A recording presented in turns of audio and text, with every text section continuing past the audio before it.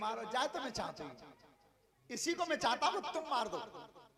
तब तक तो अर्जुन ने भाज के पैर पकड़ ले, प्रभु जी क्या कर रहे, अभी तो मैं हतू मो जिए तो तुम प्रतिज्ञा तोड़ पारथ।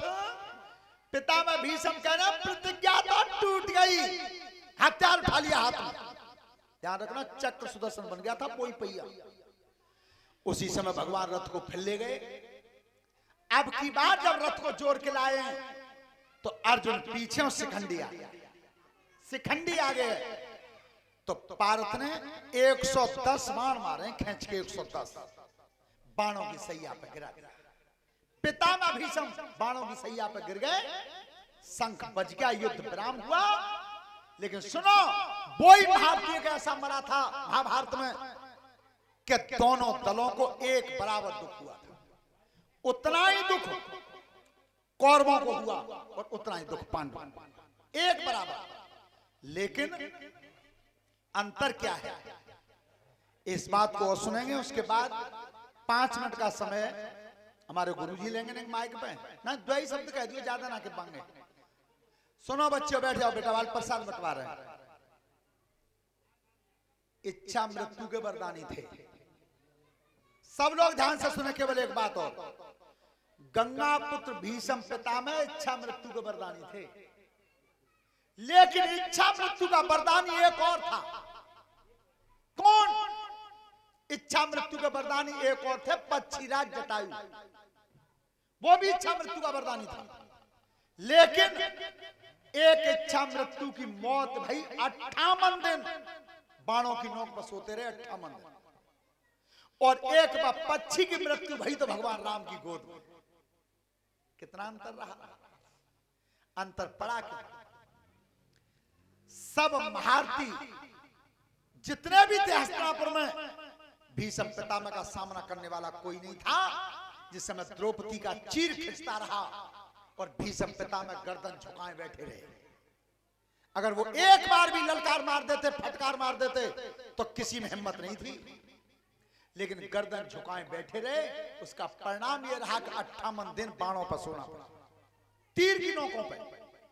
और एक पक्षीराज जटायु था इच्छा मृत्यु का वरदानी, जो रावण जैसे वीर से सीता के पीछे संग्राम कर गया, सीता मैया की रक्षा के लिए। तो बस जटायु पक्षी की मौत हुई तो भगवान राम की गोद में, और दाह संस्कार किया तो श्री राम। जीवन में किसी की रक्षा के लायक अगर बनाए हो भगवान ने, तो रक्षा कर देनी चाहिए, रक्षा कर देनी चाहिए। श्रोता बंधु, उसके बाद सेनापति बने थे द्रोणाचार्य। कथा को समय लगा 5 बजे तक ही रखना, सही है? हाँ, चूंकि दिन छोटा हो तो।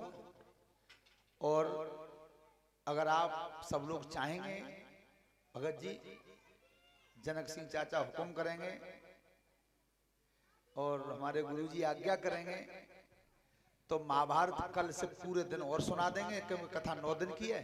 और नहीं फिर कल शिव जी का विवाह सुनाएंगे। शिव जी का विवाह सती प्रसंग। ध्यान रखना, ये युद्ध 18 दिन चला था। और दुर्योधन मैदान को छोड़ करके भागे, व्यास सरोवर में जाकर के छिपना पड़ा उसे। और व्यास सरोवर में से निकलवा के भगवान कृष्ण ने अपनी चतुराई से भीम के हाथों से उसका वध करवाया। लेकिन जो द्रौपदी के 5 पुत्र और सेना बच गई थी, सोते हुए अश्वत्थामा, कृतवर्मा, कृपाचार्य ने सोते हुए को मारा। लेकिन एक बात जीवन में ध्यान रखना कि बखत परे पे कामना में इन बंधन की रीत कहा है। और दे मुसीबत में जो धोखो ऐसी की तो प्रीत कहा है। अरे सोबत छत्री को शीश काट दे, ऐसी रण में जीत का। सोते हुए को नहीं मारना चाहिए। आपको पता है लंका में जब आग लगी 2 घर बच गए थे। लंकाओं में 2 घर बच गए थे। एक घर तो बचा था विभीषण का। पता है क्यों बचा? उस पर श्री राम लिखा था। और एक घर बचा था कुंभकर्ण का, क्योंकि कुंभकर्ण सो रहा था। अरे सोते हुए के तो घर में आग तक नहीं लगी, आज सोते हुए को लोग हत्या कर देते हैं, गोली तक मार देते हैं। ये विद्वानों के कथन है। श्रोता बंधु, भीम ने उस दुर्योधन का वध किया था। और इधर अश्वत्थामा, कृतवर्मा, कृपाचार्य ने सोती हुई सेना का वध कर दिया। पकड़ के जब द्रौपदी के सामने लाए तो अश्वत्थामा ने ब्रह्मास्त्र चला दिया था गर्भ का मंत्र लगा करके, जहां तक उसकी आवाज जाएगी किसी गर्भवती महतारी की संतान नहीं बचेगी। और वही ब्रह्मास्त्र चला दिया अर्जुन ने। दोनों ब्रह्मास्त्र जब आकाश में टकराने तो देवऋषि नारद और वेद व्यास ने उन्हें शांत किया दोनों को। और लेकिन चोट पड़ गई थी गर्भ पे चोट पड़ गई थी, तो उसके दर्द हुआ उत्तरा के। तब भगवान कृष्ण के पास आई थी सुभद्रा कि भैया इस उत्तरा के उदर में दर्द हो रहा है। कन्हैया समझ गए कि पांडव वंश की केवल निशानी इसी की पेट में, यही निशानी रह गई है। तो भगवान कन्हैया ने चक्र उठाया, छोटा रूप धर के चक्र सुदर्शन से उस बच्चे की उदर में रक्षा की, पेट में रक्षा की है। बचाने वाले के हाथ कितने लंबे हैं। उस बच्चे की रक्षा की। लेकिन जब वो बच्चा जन्मा तो ज्योतिष के आधार से उसका नाम रखा गया विष्णुराज। लेकिन वही बच्चा जब कृष्ण की गोद में दिया तो भगवान ने रूप देखा उस बच्चे का। अब बच्चा विचार कर रहा है, परीक्षण कर रहा है कि यही रूप महतारी के पेट में था और वही रूप बाहर है। तो भगवान कन्हैया कहते हैं सुभद्रा ये बच्चा मेरी परीक्षा ले रहा है। तो तेने जो नाम रखवाया है वो तेने रखवाया है, लेकिन मैंने इस बच्चे का नाम अपनी तरफ से परीक्षित रख दिया है। बोलिए परीक्षित महाराज की। मैंने अपना तरफ से नाम परीक्षित रखा है। वही महाराज परीक्षित जब हस्तिनापुर के राजा बने तो कलयुग उन्हीं के सिर पर सवार हुआ था। और कलयुग की सवारी करने से ध्यान रखना, थोड़ी देर सवार हो गया था, कर्म बिगड़ गया था। और एक मरा हुआ सर्प ऋषि के गले में डाला। समीक ऋषि के में उनके पुत्र श्रृंगी ऋषि ने तपस्या को छोड़ करके श्राप दिया कि जो सर्प तुमने मेरे पिता के गले में डाला है यही सर्प 7वें दिन तुम्हें काटेगा और तुम्हारी मृत्यु हो जाएगी। लेकिन राजा परीक्षित को एक खुशी हुई। सुनो जनक सिंह चाचा, कौन सी खुशी हुई? एक तो दुख हुआ और एक खुशी हुई। तो खुशी तो इस बात की हुई, सबसे पहले कष्ट सुनो। कष्ट इस बात का हुआ कि मेरे हाथों से एक संत का निरादर हो गया, एक संत के ऊपर अपराध हो गया मुझसे।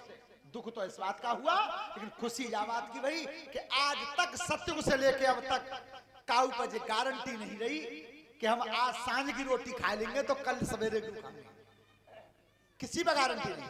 बोलो काऊ पे जी तो तुम्हारे क्या सुनी हुई कि भैया कल सांझ आए तो कोई दरवाजे पे बैठे छोड़े आए हो, तो किसी पर गारंटी नहीं है कि आज का शाम का भोजन हम खा लेंगे तो कल सवेरे का भी खाएंगे। लेकिन परीक्षित जी कह रहे हैं कि मोह पर पूरी गारंटी है कि 7 दिन मेरी मौत नहीं होगी। क्यों? कि एक संत ने कहा है और इसे भगवान ने भी कह दिया है कि मोर वचन चा पर जा फीका और संत वचन पत्थर की साधु की वाणी अटल होती है। श्रोता बंधु, परीक्षित जी यहाँ से गंगा जी के किनारे शुक्र ताल पर भगवान की कथा सुनेंगे। सभी लोग ध्यान रखें, माता बहनें जहां तक आवाज जा रही हो नगर में अपने अपने घर से बेटी प्रसाद लाए करो, खाली हाथ नहीं आते हैं। और प्रसाद हम बताएं कछु ना करनो, रोटी घर पे उतरे तो आटो ले लो, तई पे भूंज लो, एक चम्मच बूरो मिला लो, प्रसाद बने।